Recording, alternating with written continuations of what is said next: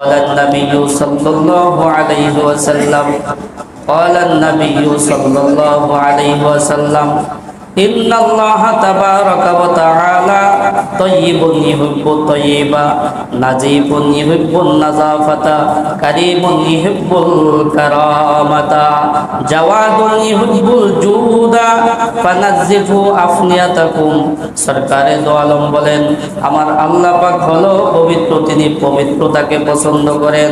আমার আল্লাহ পাক হলো পরিচ্ছন্ন, তিনি পরিচ্ছন্নতাকে পছন্দ করেন।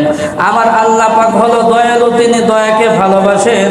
আমার আল্লাহ পাক হলো দানশীল, তিনি দানশীলতাকে ভালোবাসেন। সুতরাং তোমরা তোমাদের বাড়ির আঙ্গিনাকে পরিষ্কার পরিচ্ছন্ন রাখো। এটা মানুষের স্বভাব।